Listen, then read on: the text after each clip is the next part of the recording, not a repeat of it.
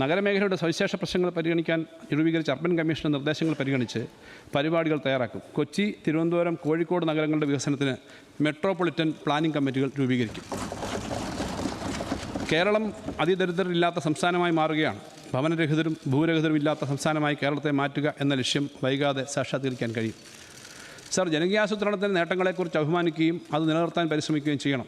അതോടൊപ്പം പോരായ്മകളും പരിഹരിക്കണം. ഉൽപ്പാദന മേഖലയിലും തൊഴിലവസര സൃഷ്ടിയിലുമാണ് ആഗ്രഹിച്ച പുരോഗതി ഉണ്ടാക്കാൻ കഴിയാതെ പോയത്. കൃഷി, വ്യവസായം, മൃഗസംരക്ഷണം എന്നീ വകുപ്പുകളും പ്രാദേശിക സർക്കാരുകളും ചേർന്ന് ഈ പോരായ്മ പരിഹരിക്കുന്നതിനുള്ള ശ്രമം ആരംഭിച്ചിട്ടുണ്ട്. സംരംഭക വർഷം പരിപാടിയുടെ ഭാഗമായി വ്യവസായ വകുപ്പിൻ്റെ സഹായത്തോടുകൂടി താഴെത്തട്ടിൽ സംഘടിപ്പിച്ച സംരംഭക സഭ ഇതിന് ഉദാഹരണമാണ്. ജനസംഖ്യാ പരിണാമം. സർ, 2024 കേരളത്തിൽ 3.48 ലക്ഷം കുഞ്ഞുങ്ങളാണ് ജനിച്ചത്. 2014 ഇത് 5.34 ലക്ഷമായിരുന്നു. 20 വർഷം മുമ്പ് 6 ലക്ഷത്തിന് മുകളിൽ കുട്ടികൾ ജനിച്ചിരുന്ന സ്ഥാനത്താണ് ഈ വലിയ കുറവുണ്ടായിരിക്കുന്നത്. സർ, ജനസംഖ്യാ പരിണാമവുമായി കൂട്ടിച്ചേർത്ത് വേണം കേരളത്തിൽ നിന്ന് പുറത്തേക്ക് ഉള്ള കുടിയേറ്റത്തെയും കാണാൻ. എല്ലാത്തരം പ്രവാസത്തെയും കണ്ണടച്ച് പ്രോത്സാഹിപ്പിക്കുന്ന സമീപനം തിരുത്തേണ്ടതുണ്ട്. കേരളത്തിൽ മെച്ചപ്പെട്ട വേതനം ലഭിക്കുന്ന തൊഴിലാളികളുടെ അഭാവം അനുഭവപ്പെടുമ്പോൾ കേരളീയർ വിദേശത്തൊട്ടും മെച്ചപ്പെട്ടതല്ലാത്ത സാഹചര്യത്തിൽ പണിയെടുക്കുന്ന സ്ഥിതിയുണ്ട്. പ്രവാസം ഒട്ടേറെ പേർക്ക് വലിയ നഷ്ടക്കച്ചവടമായി തീരുന്ന അനുഭവമുണ്ട്. വിദേശത്തെ തൊഴിൽ കമ്പോളത്തെക്കുറിച്ച് ശരിയായ ധാരണയില്ലാതുള്ള കുടിയേറ്റമാണ് ഇതിന് കാരണം. വിദ്യാർത്ഥികളുടെ കുടിയേറ്റത്തിലും ഇത്തരം പ്രശ്നങ്ങൾ റിപ്പോർട്ട് ചെയ്യുന്നുണ്ട്. ഈ മേഖലയിൽ വിപുലമായ ബോധവൽക്കരണ പ്രവർത്തനങ്ങൾ ഏറ്റെടുക്കും. 2024 കണക്കുകളനുസരിച്ച് പ്രവാസികൾ അയക്കുന്ന റെമിറ്റൻസിൻ്റെ കാര്യത്തിൽ ഇന്ത്യയിൽ കേരളത്തിൻ്റെ സ്ഥാനം ഒന്നാമതാണ്. 21% കേരളത്തിലേക്ക് പ്രവാസികളാണ് സംഭാവന ചെയ്യുന്നത്.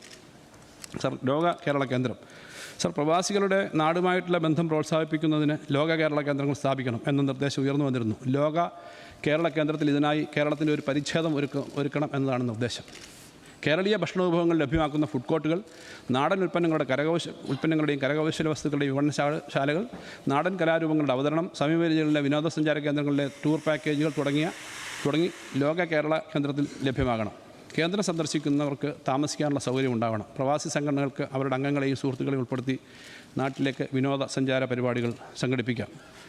സർ, ഇതിന് പ്രത്യേകമായ ഇൻസെൻറ്റീവ് അനുവദിക്കും. വാടകയ്ക്ക് നൽകാൻ സ്വന്തമായി പാർപ്പിടം വാങ്ങാനും തയ്യാറെങ്കിൽ വാടകയ്ക്ക് നൽകാനും പ്രായമായവർക്കും അസിസ്റ്റഡ് ലിവിംഗ് സൗകര്യം ഒരുക്കാനും ഈ പദ്ധതിയിലൂടെ കഴിയും. ഈ പദ്ധതിക്ക് പ്രാഥമികമായിട്ട് 5 കോടി രൂപ വകയിരുത്തുന്നു. സർ, പശ്ചാത്തല മേഖല. പശ്ചാത്തല മേഖലയിൽ മുൻ ബജറ്റുകളിൽ പ്രഖ്യാപിച്ച പദ്ധതികളെല്ലാം തന്നെ പൂർത്തിയാവുകയാണ്. വലിയ പുരോഗതി കൈവരിക്കുകയോ ചെയ്തിട്ടുണ്ട്. ദേശീയപാതകൾ മുതൽ ഗ്രാമീണ പാതകൾ വരെയുള്ള റോഡ് ശൃംഖല, ഗെയിൽ പൈപ്പ് ലൈൻ, അന്തർ സംസ്ഥാന വൈദ്യുതി പ്രസരണ സംവിധാനം, KFON ഉൾപ്പെടെ വിവരസാങ്കേതിക രംഗത്തെ പശ്ചാത്തല സൗകര്യങ്ങൾ, കൊച്ചി മെട്രോ, വാട്ടർ മെട്രോ, ദേശീയ ജലപാത, വിഴിഞ്ഞം തുറമുഖം, വിമാനത്താവളങ്ങളുടെ വികസനം, കൊച്ചി കപ്പൽശാലയുടെയും തുറമുഖത്തിൻ്റെയും പുരോഗതി എന്നിങ്ങനെ കേരളീയരുടെ ആത്മാഭിമാനവും സംരംഭകരുടെ താല്പര്യവും 10 മടങ്ങ് വർദ്ധിച്ചിട്ടുണ്ട്. സർ, സംസ്ഥാനത്ത് നിലവിലുള്ള റെയിൽവേ സൗകര്യങ്ങളുടെ അപര്യാപ്തത എല്ലാവരും തിരിച്ചറിയുന്നുണ്ട്. അതിവേഗ റെയിൽപാത വേണം എന്ന ആവശ്യം കൂടുതൽ ശക്തമായി ഉയർന്നു വരുന്നുണ്ട്. സർ, വിഴിഞ്ഞം തുറമുഖത്തിൻ്റെ 2, 3, 4 ഘട്ടങ്ങളുടെ നിർമ്മാണം മുൻപ് തീരുമാനിച്ചിരുന്നതിന് മുമ്പ് 2028 ഡിസംബറോട് കൂടി പൂർത്തിയാക്കാൻ ധാരണയായി. ഇത് കേരളത്തിൽ നടാടെ നടക്കുന്ന കാര്യമാണ്. ടൈം ഓവർറണ്ണിൻ്റെയും കോസ്റ്റ് ഓവർറണ്ണിൻ്റെയും കാര്യത്തിൽ സാധാരണ വരുന്ന കാലതാമസം ഒഴിവാക്കി 2045 പൂർത്തിയാക്കാൻ കണക്കുകൂട്ടിയ കാര്യങ്ങളാണ് വിഴിഞ്ഞം തുറമുഖവുമായി ബന്ധപ്പെട്ട് 2028 പൂർത്തിയാവുന്നത്. സർ, തുറമുഖ അനുബന്ധ പ്രവർത്തനങ്ങൾക്കായി കേന്ദ്ര സംസ്ഥാന സർക്കാരുകൾ ഏറ്റെടുക്കേണ്ട മുഴുവൻ ചെലവും ഇതുവരെ വഹിച്ചത് സംസ്ഥാന സർക്കാരാണ്. വയബിലിറ്റി ഗ്യാപ്പ് ഫണ്ട് എന്ന നിലയിൽ കേന്ദ്രം ഏറ്റിരുന്ന തുകയും സംസ്ഥാനം നൽകേണ്ട അവസ്ഥയാണ്. സർ, തെക്കൻ കേരളത്തിൽ പുതിയ കപ്പൽ നിർമ്മാണശാല സ്ഥാപിക്കണം എന്ന നിർദ്ദേശം ഉയർന്നു വന്നിട്ടുണ്ട്. കപ്പൽ നിർമ്മാണത്തിലും സമുദ്ര ഗതാഗതത്തിലും ഇന്ത്യയുടെ സാന്നിധ്യം പരിമിതമാണെന്നും ആയത് വർദ്ധിപ്പിക്കേണ്ടതുണ്ടെന്നും കേന്ദ്ര സർക്കാർ തിരിച്ചറിഞ്ഞിട്ടുണ്ട്. ഇക്കാര്യത്തിൽ കേന്ദ്ര സർക്കാരുമായി കൂടുതൽ ചർച്ചകൾ നടത്തും. കപ്പൽശാല തുടങ്ങാൻ കേന്ദ്ര സർക്കാർ മുൻകൈ എടുക്കുമെന്ന് പ്രതീക്ഷിക്കുന്നു. ഇക്കാര്യത്തിൽ സംസ്ഥാനം ഏറ്റെടുക്കേണ്ട ഉത്തരവാദിത്തങ്ങൾ നിർവഹിക്കും. സർ, കൊച്ചി മെട്രോ റെയിലിൻ്റെ വികസനം ഉറപ്പാക്കും. അതോടൊപ്പം തിരുവനന്തപുരം, കോഴിക്കോട് മെട്രോകളും യാഥാർത്ഥ്യമാക്കണം എന്നാണ് സർക്കാരിൻ്റെ നിലപാട്. സർ, തിരുവനന്തപുരം മെട്രോ റെയിലിൻ്റെ പ്രാരംഭ പ്രവർത്തനങ്ങൾ 2025-26 തന്നെ ആരംഭിക്കും. സർ, വിഴിഞ്ഞം തുറമുഖത്തിൻ്റെ പ്രവർത്തനം പുരോഗമിക്കുകയും കണ്ടെയ്നർ നീക്കം വർദ്ധിക്കുകയും ചെയ്യുന്ന മുറയ്ക്ക് സംസ്ഥാനത്തെ റോഡുകളുടെ ട്രാഫിക് സമ്മർദ്ദം ഉയരും. ദേശീയപാതകളോടൊപ്പം സംസ്ഥാന പാതകളുടെയും പ്രവൃത്തികൾ ദ്രുതഗതിയിൽ പൂർത്തിയാക്കാനാണ് സംസ്ഥാന സർക്കാർ തീരുമാനിച്ചിരിക്കുന്നത്. സർ, ഇതിൻ്റെ ഭാഗമായി വിവിധ ഡെവലപ്മെൻറ്റുകൾ ഉയർന്നു വരുന്നുണ്ട്. റെയിൽവേ ക്രോസിങ്ങുകളുടെ തടസ്സം ഒഴിവാക്കുക ഉൾപ്പെടെയുള്ള എല്ലാ ലക്ഷ്യവും പൂർത്തീകരിക്കാൻ ശ്രമിക്കും. ധനസ്ഥിതിയിലെ പുരോഗതി. സർ, സംസ്ഥാനം നേരിട്ട ധനഞ്ഞെരുക്കത്തിന് കാരണമെന്താണ്? ഒറ്റ വാക്കിൽ പറഞ്ഞാൽ കേന്ദ്ര അവഗണന പൊടുന്നനെ ഈ സർക്കാരിൻ്റെ കാലത്ത് തുടങ്ങിയതൊന്നുമല്ല. കേരളത്തിൽ നിന്നടക്കം കേന്ദ്രം പിരിച്ചെടുക്കുന്ന നികുതി പണത്തിലെ നമ്മുടെ വിഹിതം കുറയാൻ ആരംഭിച്ചിട്ട് 1/4 നൂറ്റാണ്ടായി. 10ാം ധനകാര്യ കമ്മീഷൻ കാലത്ത് 3.88% 15ാം ധനകാര്യ കമ്മീഷൻ്റെ കാലത്ത് ചരിത്രത്തിൽ ഏറ്റവും കുറഞ്ഞ 1.92%-ലെത്തി. കേന്ദ്ര ധനകമ്മീഷൻ പ്രാദേശിക സർക്കാരുകൾക്ക് അനുവദിക്കുന്ന ഗ്രാൻറ്റിൻ്റെ കാര്യത്തിലും കേരളത്തിൻ്റെ ഓഹരി തുടർച്ചയായി കുറയുകയാണ്. അധികാര വികേന്ദ്രീകരണത്തിൻ്റെ കാര്യത്തിൽ കേരളമാണ് ഒന്നാമതെന്ന് എല്ലാവരും അംഗീകരിക്കുന്നു. പക്ഷേ പദ്ധതി വെട്ടിക്കുറിക്കുകയാണ് ചെയ്യുന്നത്. 12ാം ധനകാര്യ കമ്മീഷൻ്റെ കാലത്ത് കേരളത്തിന് തദ്ദേശ സ്വയംഭരണ സ്ഥാപനങ്ങൾക്ക് വിഹിതം 4.54%. 15ാം ധനകാര്യ കമ്മീഷനായപ്പോൾ അത് 2.68% കുറഞ്ഞു. സർ, കേന്ദ്രത്തിൽ നിന്നുള്ള നികുതി വിഹിതത്തിൻ്റെ കാര്യം ഇതാണെങ്കിൽ സംസ്ഥാനം പിരിക്കുന്ന തനത് നികുതികളുടെ കാര്യമോ? GST വന്നതോടുകൂടി സ്വന്തം നിലയിൽ നിരക്കുകൾ നിശ്ചയിച്ച് നികുതി പിരിക്കാനുള്ള നമ്മുടെ അധികാരം ഏതാണ്ട് പൂർണ്ണമായും ഇല്ലാതായി. GSTയിൽ നികുതി വരുമാനം കുതിച്ചുയരും എന്നായിരുന്നു പ്രതീക്ഷ. അതുണ്ടായില്ല. നികുതി പിരിവിലെ കുറവ് പരിഹരിക്കാൻ അനുവദിച്ചിരുന്ന GST കോമ്പൻസേഷൻ നിലച്ചു. കടമെടുക്കുന്ന സംസ്ഥാനങ്ങളുടെ അവകാശത്തിലേക്ക് വരാം. ധന ഉത്തരവാദിത്വ നിയമത്തിൻ്റെ പേരിൽ സംസ്ഥാനങ്ങളുടെ ധനകമ്മി ആഭ്യന്തര ഉൽപ്പാദനത്തിന് കേവലം 3% നിജപ്പെടുത്തി. കേന്ദ്ര സർക്കാർ ഈ പരിധി നിബന്ധന ഒരിക്കലും പാലിക്കാറില്ല. കേരളത്തിൻ്റെ കാര്യത്തിൽ അനുവദിക്കപ്പെട്ട പരിധികളിൽ നിന്ന് പോലും കടമെടുക്കാൻ അനുവദിക്കുന്നില്ല.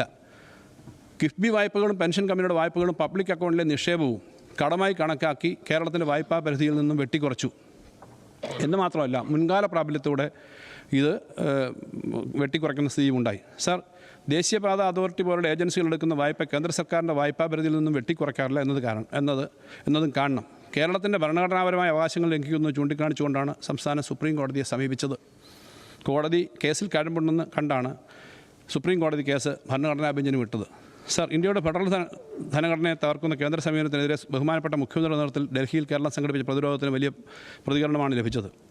സർ, 16ാം ധനകാര്യ കമ്മീഷന് നൽകുന്ന മെമ്മോറാണ്ടവുമായി ബന്ധപ്പെട്ട് തിരുവനന്തപുരത്ത് സംഘടിപ്പിച്ച ധനമന്ത്രിമാരുടെ കോൺക്ലേവിൽ സംസ്ഥാനങ്ങൾക്കിടയിൽ അഭിപ്രായ ഐക്യം ഉണ്ടാക്കാൻ സഹായിച്ചു. കേരളത്തിലെ പ്രതിപക്ഷ നേതാവും കോൺക്ലേവിൽ സംബന്ധിച്ചു. കേരളത്തിൻ്റെ പ്രശ്നങ്ങൾ വളരെ സമഗ്രമായ മെമ്മോറാണ്ടത്തിലൂടെ ധനകമ്മീഷന് മുന്നിൽ ഉന്നയിച്ചിട്ടുണ്ട്. ഇക്കാര്യത്തിൽ പ്രതിപക്ഷ കക്ഷികൾ ഉൾപ്പെടെ ധനകാര്യ കമ്മീഷന് മുമ്പിൽ യോജിച്ച അഭിപ്രായങ്ങൾ ഉയർത്തി. കമ്മീഷന് മുന്നിൽ സംസ്ഥാനം സമർപ്പിച്ച മെമ്മോറാണ്ടത്തിൻ്റെ ഉള്ളടക്കത്തെ ധനകാര്യ കമ്മീഷൻ ചെയർമാൻ ശ്രീ അരവിന്ദ് പനകാരിയെ അഭിനന്ദിക്കുകയുണ്ടായി. സർ, കേരളത്തിലെ എല്ലാ രാഷ്ട്രീയ കക്ഷികളും ഐക്യത്തോടുകൂടി സംസ്ഥാനത്തോടുള്ള അവഗണനയുടെ പ്രശ്നം ഉന്നയിച്ചിട്ടുണ്ട്. പാർലമെൻറ്റിലും ഈ വിഷയങ്ങൾ ശക്തമായി ഉന്നയിക്കപ്പെടുമെന്ന് കരുതാം. എന്തായാലും 15ാം ധന കമ്മീഷനെ അപേക്ഷിച്ച് വളരെ മെച്ചപ്പെട്ട അവാർഡ് 16ാം കമ്മീഷനിൽ നിന്നും ഉണ്ടാകാം എന്നാണ് കരുതുന്നത്. കാരണം ഇപ്പോഴുള്ളതിൽ കൂടുതൽ വെട്ടിക്കുറവ് ഇനി ഒരു സംസ്ഥാനത്തോടും ചെയ്യാനില്ല. സർ, കേരളത്തിൻ്റെ ധനസ്ഥിതി മെച്ചപ്പെടാനുള്ള കാരണം തനത് നികുതിയേതര വരുമാനം വർദ്ധിപ്പിക്കുന്നതിലുണ്ടായ നേട്ടമാണ്. 2011-12 മുതൽ 15-16 വരെയും 16-17 മുതൽ 20-21 വരെയുമുള്ള മുൻകാലത്തെ അവസ്ഥയുമായി 21-22-22-25 വരെയുള്ള 24-25 വരെയുള്ള ഈ സർക്കാരിൻ്റെ കാലത്തെ കണക്കുകൾ താരതമ്യം ചെയ്താൽ ഇത് വ്യക്തമാവും. സർ, ഈ സർക്കാരിൻ്റെ കാലത്ത് 21-22 മുതൽ 24-25 വരെ വളർച്ച 15.8% ഉയർന്നു. ഇതുതന്നെയാണ് തനത് നികുതിയേതര വരുമാനം ഒരുമിച്ചെടുത്ത് നോക്കിയാലും കാണാനാവുക. സർ, ഈ സർക്കാരിൻ്റെ കാലത്താവട്ടെ നികുതിയേതര വരുമാന വളർച്ച 17.4% ഉയർന്നു. ഈ ഘട്ടത്തിൽ നികുതിദായകരെയും ഉദ്യോഗസ്ഥരെയും അകമഴിഞ്ഞ് അഭിനന്ദിക്കുന്നു. സർ, കേന്ദ്രത്തിൽ നിന്നുള്ള നികുതി വിഹിതത്തിലും ഗ്രാൻറ്റുകളിലും വലിയ തിരിച്ചടി ഉണ്ടായിട്ടും ഈ സർക്കാരിൻ്റെ കാലത്ത് റവന്യൂ കമ്മിയും കമ്മിയും കടഭാരവും കുറയ്ക്കാൻ കഴിഞ്ഞു. 21-22 2.2% ആയിരുന്നു റവന്യൂ കമ്മി. 23-24 അത് 1.58% കുറഞ്ഞു. ഇതേ കാലയളവിൽ ധനക്കമ്മി 4.04% നിന്നും 2.9% കുറഞ്ഞു. പൊതുകടവും ആഭ്യന്തര ഉൽപ്പാദനവും തമ്മിലുള്ള അനുപാതം 21-22 35.92% ആയിരുന്നത് 23-24 34.2% കുറഞ്ഞു. സർ, തനത് നികുതി വരുമാനം വർദ്ധിപ്പിച്ചിട്ടും അനാവശ്യ ചെലവുകൾ ഒഴിവാക്കിയും മറ്റ് ചെലവുകൾ മുൻഗണനാക്രമത്തിൽ നിർവഹിച്ചും നാം പിടിച്ചു നിൽക്കുകയാണ്. 21-22 സംസ്ഥാനത്തിൻ്റെ തനത് നികുതി വരുമാനം SOTR 47,660 കോടി രൂപ ആയിരുന്നത് 24-25 സാമ്പത്തിക വർഷം കഴിയുമ്പോഴേക്കും 81,000 കോടി രൂപയായി വർദ്ധിപ്പിക്കാൻ കഴിയും. 4 വർഷം കൊണ്ട് 70% വർധനവാണ് ഉണ്ടാവുക.